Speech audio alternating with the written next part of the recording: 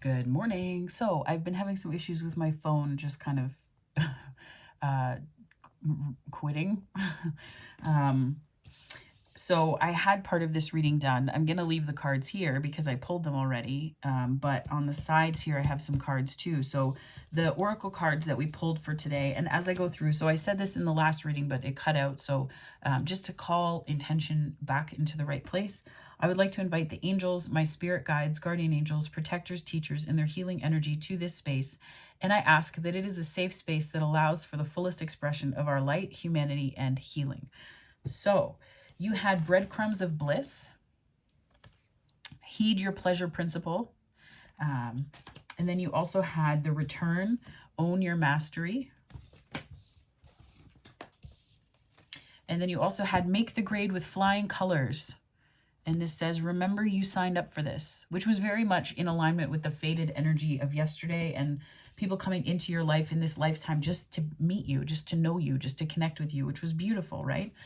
So you start the journey kind of in the indecisive position that you were in yesterday. And what I like about this, I was saying that I like that you move, the cards are moving in this right direction, right? So we see a progression towards healing. We see a progression towards well-being and all of that abounding. So it's very, very good. So this Two of Swords energy can be something that you're not willing to see. But I think that what I'm understanding here, because this is in the call from the universe position. So this to me represents the call from the universe is perhaps one that you're finally seeing, and that is the tremendous value that you bring.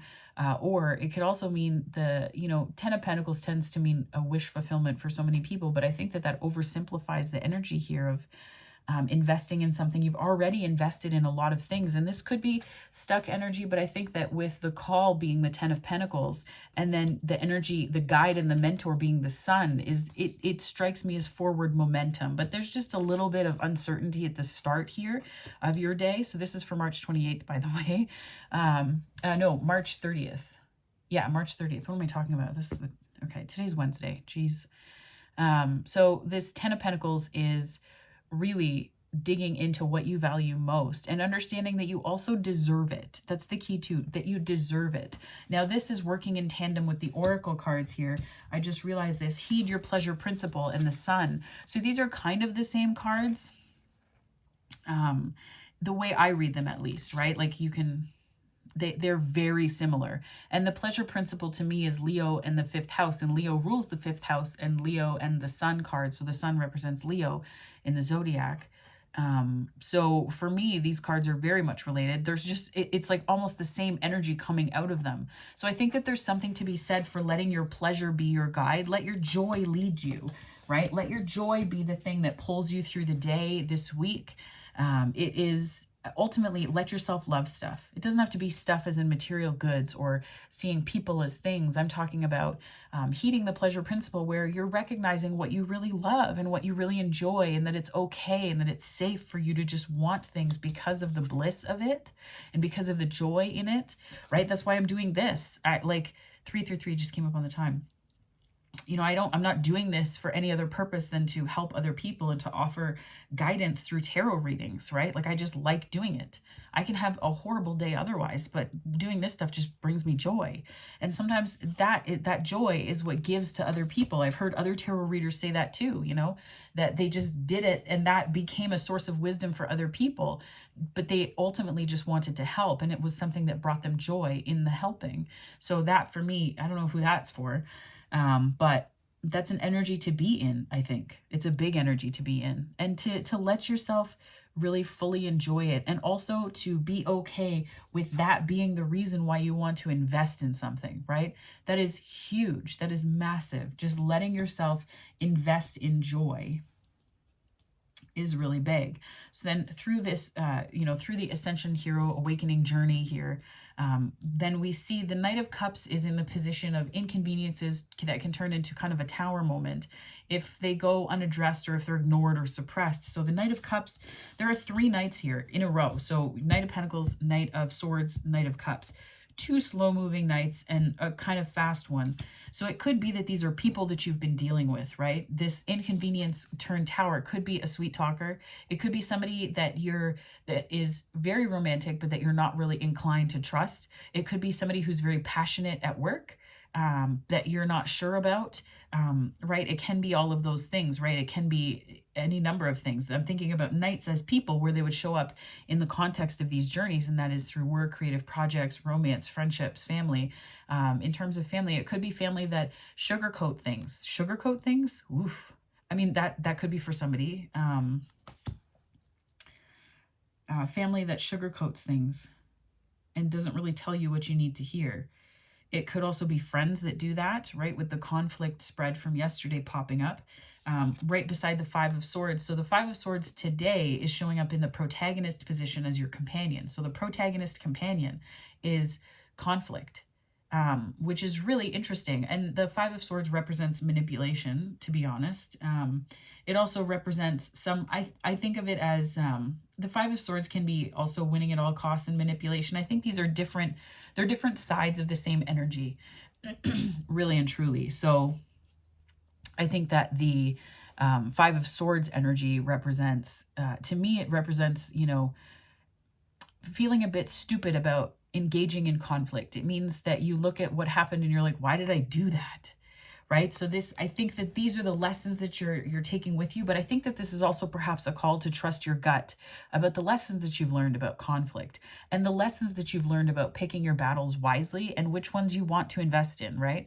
And Five of Swords can also be thoughts that you have after you lose something, or after you do not get a position or a project or something like that. It's these thoughts that build up and that make us think that we're a bit of a loser. So we can become a sore loser, or we can become somebody who appreciates that we got to play in the first place, right? So that's different sides of that same energy. And it could be that the reason why this is showing up is that there's somebody that is kind of trying to pull you away from the awareness that you need to keep about what's most important to you, because ultimately you want to invest in it. And the way that people can talk to us about our goals and ambitions and our dreams can really pull us off that path, right? It can really pull us off of that forward movement, away from that forward movement, because it can kind of leave us in this stuck conflict place. It can leave us in this conflicted energy because we're not really sure what the hell is happening, right? Like we see what's happening and then people will say, no, it's actually like this. So it can happen, this kind of gaslighting, be it unintentional or intentional. So I think that is something to keep in mind as well, right? Even though the saying goes, you can catch more flies with honey than vinegar, right? But I think that if you focus on, if you're around someone who's taken to flattery too much, right? Like I think that appreciating people is a beautiful thing because we don't do it enough. I don't think. And I think that there is a need to be very open about our emotions. This could also be, I'm reading Knight of Cups in reverse, which is kind of like somebody who is more in it for the chase than the emotional fulfillment. So that could be something as well. And the conflicts that you've been in the past are really just a sign for you to be like, no, thank you. Like, thank you, but no, thank you. And the antagonist companion is the King of Pentacles, which is interesting because the Knights tend to be the more immature energy compared to the King of Pentacles in the deck. But I'm getting from this that there's a certain comfort. You're going to have to leave a comfort zone. And the antagonist companion is going to be that comfort zone, right? 10 of Pentacles, that comfort zone that is, you're called to the journey for that purpose, but that's not why you're on the journey. That's the sort of inciting incident that gets you on the journey. But this King of Pentacles is the comfort zone you will have to leave behind. And this can be material fulfillment, but it could be ringing a bit hollow. The reason why I say that is because the 10 of Cups is showing up in the fortune and treasure that you've gotten after the difficulty, right? So it could be that you had, material, anything that you wanted. You could have had abundance in material ways, but there was a disconnect from your joy. There was a disconnect from your bliss. Even if you're doing something that you love, what is it without, nothing? It's nothing without love, without passion, without joy, without inspiration, without healing, and I think that that's something you're reconnecting with quite significantly, right? And I think that this sort of climactic battle and tension, this discovery that sort of encapsulates the climax of the day, is the Knight of Swords energy. And this is very fast moving energy. This can be like a sharpshooter, I'm getting, right? And I once heard someone say that, I think it was Soulful Revolution's channel. They said that you know, Aries in Mars is like the guy on the bike, and Aries in Mars in Capricorn is like the guy who is driving the sensible car, who will always be there for you, right? That can be, and that's not to, I don't know who that's for, but, and that's not to crap on people who have those placements, right? Like, I have Aries and Mars, and I'm certainly not this energy.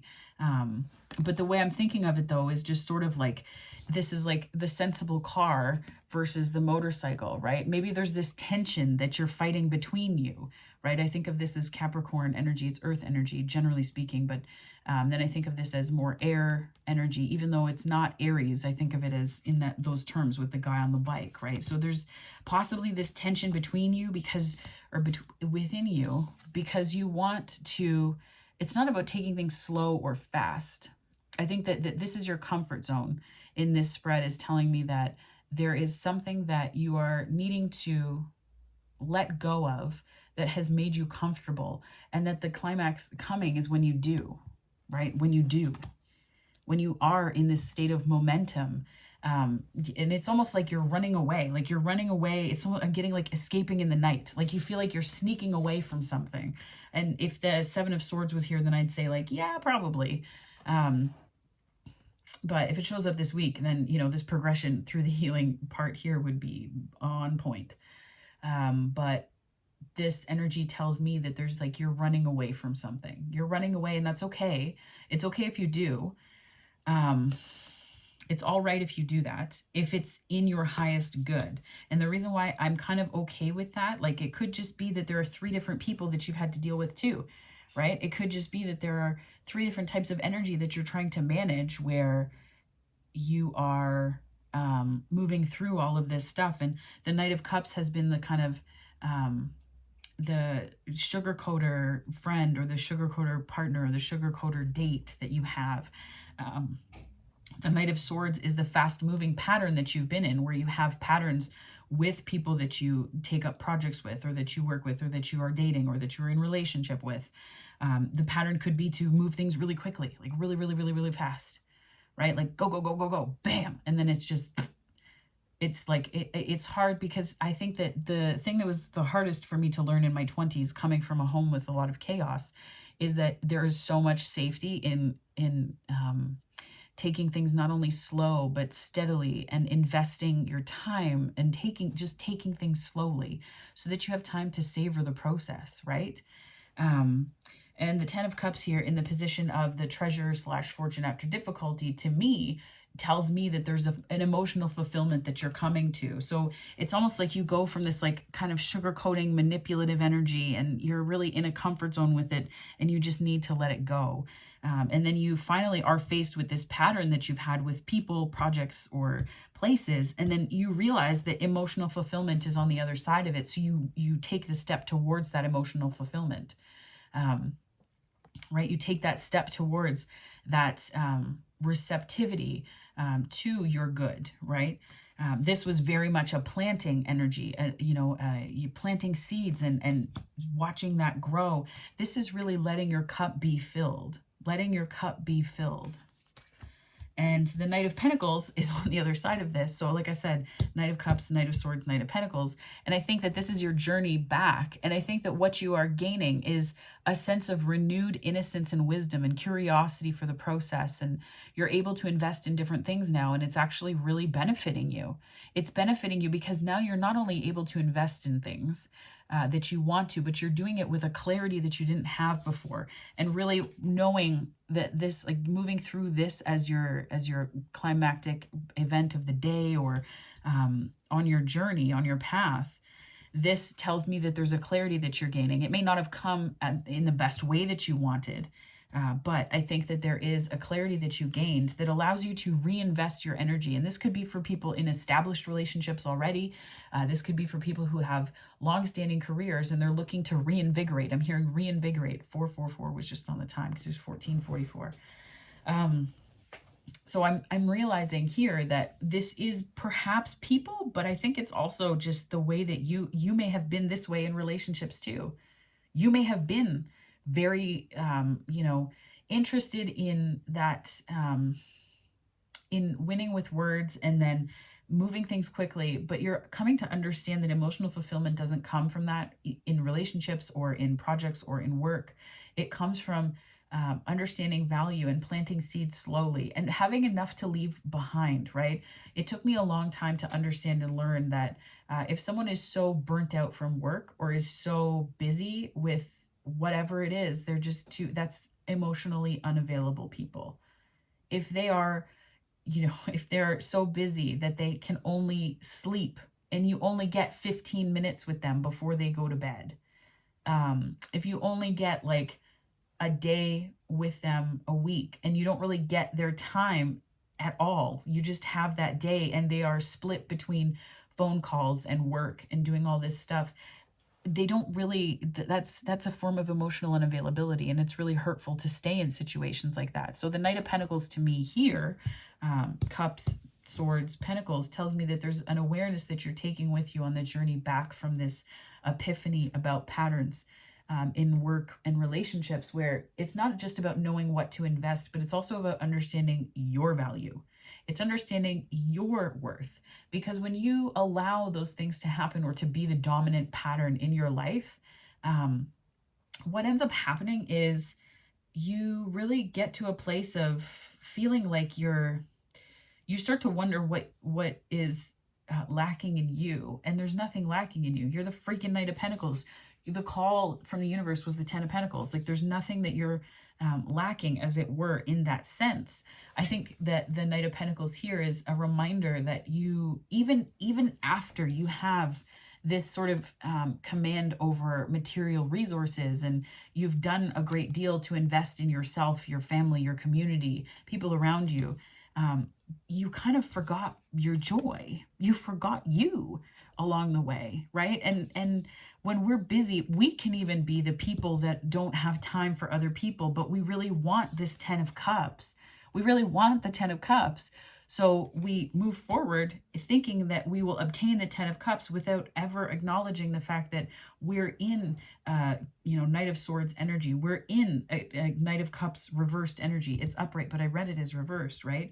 Because we want to reach towards the emotional fulfillment so damn badly because we're so lacking that. Yesterday was the Knight of Cups, I think. The Knight of Cups came out this week.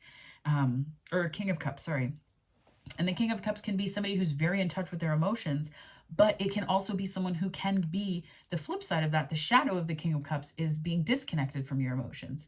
So this little story today, this journey today tells me that there's a reevaluation and sort of breathing new life into what you value and understanding that you are worth having those things. So this ends the sort of between worlds, right? When you are through the old and into the new as well. It's the Ace of Cups. So I feel like you'll be just fine. You'll do just fine. I think what we're seeing here is this journey through the really hard parts. We're seeing the journey through the not really understanding where you're investing your time and energy and if it's being done in your highest good. But I think that the fact that this is ending in love, this is ending in your cup running over, this is ending in emotional fulfillment is so profound and important. And I would invite you to just remember that the return, this card here, the return, own your mastery. That's the Knight of Pentacles, right? Own your mastery, the return. That's that position, is the return home.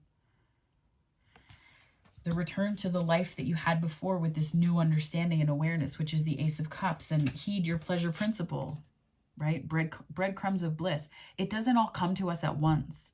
It doesn't all hit us at one time. Sometimes it's a progressive thing that builds and builds, and sometimes it's slow. It's very pentacle energy, when what we want is the swords energy, when what we want is the Knight of Cups energy, to be sure. To be sure, because it gives us a sense of control and understanding that we may not have had before. But the real test of emotional fulfillment is how fulfilled and full a cup you have to begin with. And I think that you are understanding that with this here. You're understanding that sense of fulfillment. You're understanding that sense of joy, that sense of bliss, right? You're able to fill another's cup because yours is full. Yours is full. And that's really all that you can do, right? You can't show up with an empty cup and expect somebody to fill it, because then you're both at a deficit, right? The healthiest relationships are where you can show up and empty your cup into another, because there's a reciprocal relationship that you're engaging in where you're filling each other's cups. And it's not about filling in relationships necessarily. It's coming to the table with a full one to begin with. And I think that it's important. There's a certain divine timing and lessons to be learned here. You know, make the grade with flying colors. Remember, you signed up for this. And I almost feel like this card is a reflection of the cup energy, right? If you kind of zoomed really, really close in on the cup, you would see this here, which I really like that energy a lot. I quite like that energy. So I think that everything's working out better than you might think. And I think that this is a call to examine your patterns this week, big time. Patterns about what you value, what's important to you, what you think you deserve relative to those things. So I am just going to pull from the Miracles Now deck by Gabby Bernstein. So Spirit, can you please give my wonderful creative collective a little affirmation for this day, March 30th, please, and thank you. I pray before I pay. I think that's a good, so what this means, in my opinion, is that you're praying before you're paying. It means that before you invest in something, you're praying about it to really understand what it is that you're valuing about it, and if it's worth your energy, time, and resources. In order to awaken the world to the light, I must not be afraid to shine. Very Sun energy, very Leo energy. Heed your pleasure principle, right? So I think that before you invest in any situations or people or things like that, I think it's really going to be important to understand patterns and understand what you value, what was valuable to you about them, even if they didn't serve you, even if they kind of kept you in a comfortable place, right? Even if they kind of kept you in a comfort zone, or confused or stuck, or moving too quickly on things in ways that didn't serve you. How is it that they served you? Before you start new projects and relationships, understanding this is crucial, right? The Venus retrograde, I used a lot of that energy to think about that for myself, right? To journal about it and to understand what was it about the things that didn't serve me that actually served me, but that I pretended didn't. I was like, oh, it was just so hard and it didn't work and blah, blah, blah, right? Like, because it does serve you if you're doing it. Right? Things don't exist and persist in terms of patterns unless you're also getting a benefit. And that's the role of shadow work, is really uncovering all of that. So to carry you into the day, my loves, I'm going to pull from the Notes from the Universe deck on Love and Connection by Mike Dooley. So Spirit, can you give my wonderful creative collective a message or two just to take with them on their journey today and through this day and the rest of the week too, if it resonates for that length of time. Thank you so much. You have what it takes. That jumped out at me big time. Sometimes the good is hidden. That was the hidden ally from yesterday. There isn't a soul on the planet who doesn't crave your approval. Ain't that the truth? We always think it's reversed, right? That's kind of in alignment with yesterday's message too. So I like how it's just sort of carrying through. So you have what it takes. Very water energy here. Always follow your heart unless it's been broken. Then you must lead it back into love, the universe. P.S. Did you know that hearts are never too big to mend, too small to rebound, or too tired to love again? And then further into this, sometimes the good is hidden. This is stuff we can't see. Moon energy to begin the week, right? So find the good in what they said or asked. It's always there, even if they didn't mean for it to be there. Sherlocky yours. Or Sherlockly yours, the universe. P.S. Clues for what you want are hidden all around you. And that's kind of it though, right? It's hidden, but we can allow ourselves to be aware of the good, the bliss, the joy of it. There isn't a soul on the planet who doesn't crave your approval. This is a little bit narcissistic sounding, but I think too that there's something to be said where we think that people are worried about us. We're worried about, what we're wearing or how our hair looks or all these things. And usually people are so wrapped up in their own life that they don't care. And if that's true, then the flip side is true as well, right? As much as you may crave other people's approval, has it occurred to you that maybe they want yours too? And that that's the common ground that you may find with someone that you find conflict with otherwise. Like, that's a beautiful thing. The only difference between a friend and a foe is that you've decided where love can grow. The universe. The only difference between a friend and a foe is that you've decided where love can grow. You've decided where love can grow. So let it grow. Let it grow in these places. Let it grow in you, right? Let it grow. I think of these pentacles as seeds, and the sun is planting one big-ass pentacle, right? It's more fiery energy than not, but I still think of it as like fire meeting pentacle. Just investing in your pleasure. So that is a wonderful message for today. So I'm going to leave it there, and I will see you on the next one. I hope that you have a wonderful day ahead of you and that it is filled with the utmost light, love, and healing, my friends. Take care.